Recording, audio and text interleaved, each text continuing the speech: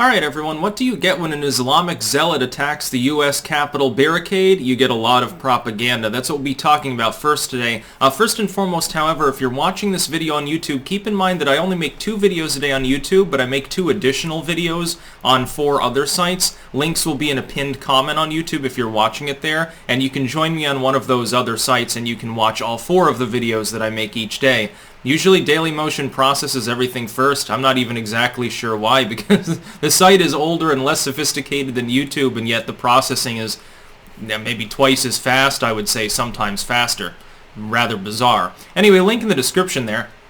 And you'll see a little bit of an oopsie article. It's funny because the initial reaction, of course, what happened is that a man, an Islamic zealot, happens to be black by the way, rammed into the Capitol barricade, killing one officer, I think injuring another, and then he got out, waved a knife around and was threatening people and then got shot.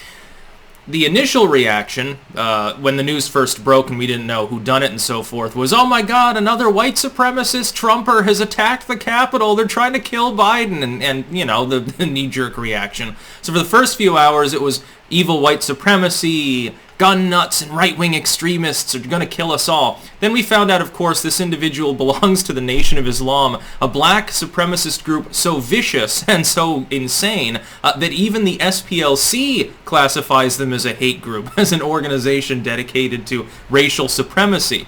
Keep that in mind, because I think it's the only group that's listed by the SPLC that doesn't represent some variation of white or Christian identity. I could be wrong, but I'm pretty sure that basically leaves out all other supremacist groups, but Nation of Islam managed to get in there anyway. Probably because of the anti-Semitism more than the hating white people thing. But we found out he's an Islamic zealot, arguably insane as well, and so this presents a problem for the legacy media. Now, look at all of the legacy media front page articles about this. I've explained before the biggest way in which the MSM lies is by structure, or by omission, and we're seeing both in this case. If you look at the legacy media reports on this attack, you'll find some of them don't even mention the fact that he was in Nation of Islam. I would think that's pertinent, because that's a potential reason why you would go off the deep end. You're part of a pseudo-religious, racially supremacist organization.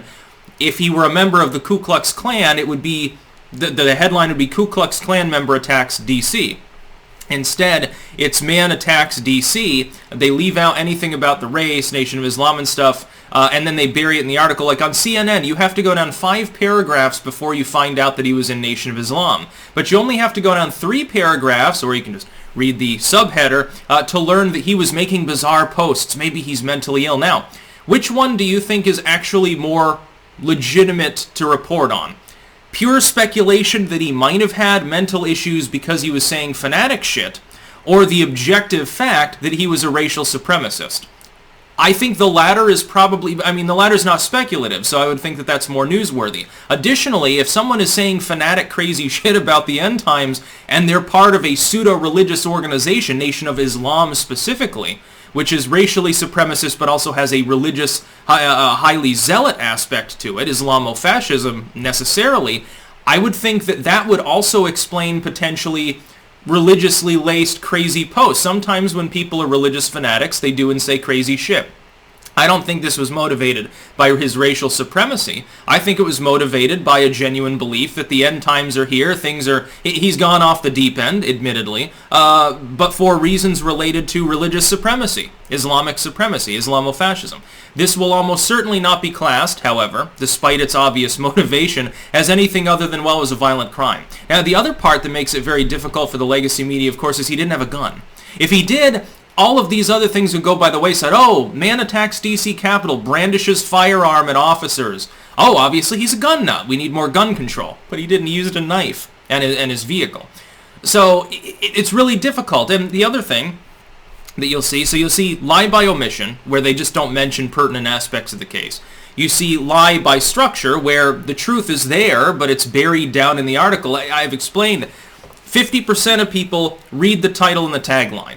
So you can put whatever you want in there, that's what they digest. That's the news according to that MSM source for half the population. most of the rest get through the first paragraph. We've gotten to the point where we have more access to news than ever, but the news has more and more of a reason to restructure articles, leave things out, and sometimes flat out lie to people, especially with clickbait outrage invoking titles, because of the structure of the internet. And people have less and less time to dedicate to those things, so that things get more and more terse. The problem is, the vast majority of people don't have the time even to watch like a 5-10 minute video on the subject, let alone a full news report or anything. They see it on a news ticker at work, or while they're traveling, or they hear a blurb about it on the radio, or if they're reading an article, they see a few sentences.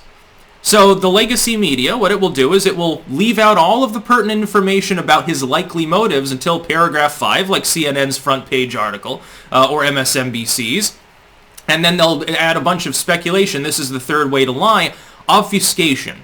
Putting in things there that are speculative, that sound like they sort of belong in the article, but really they're not. The blood is still warm, so to speak, and already you have speculation about him being mentally ill. Well, there's no particular reason for them to speculate that. You've got a fairly obvious potential motive, which is racial supremacy, and I think the more likely motive, which is religious zealotry. Yes, sometimes people who are too hyper-religious go nuts. Happens, and if he were, by the way, it would be definitely in the first paragraph if he were part of a Christian identity movement. If he were white, it would be white supremacy, automatically, regardless of anything else.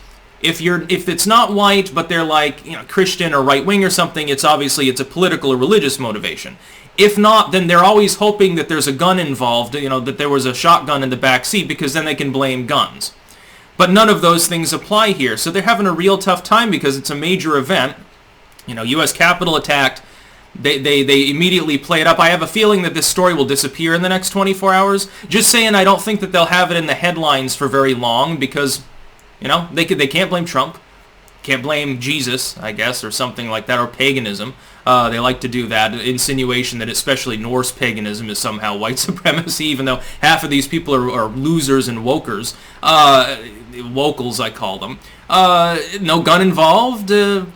Probably a racial supremacist. Hated white people, maybe. Probably did. Probably. I mean, they're just hoping that he made a post years ago about how he didn't like Jews. At this point, they're hoping for that.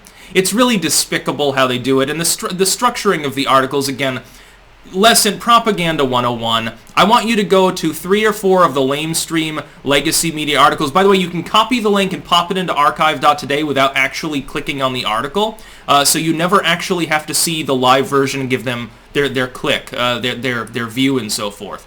So you can do that. Go read 3 or 4 of them.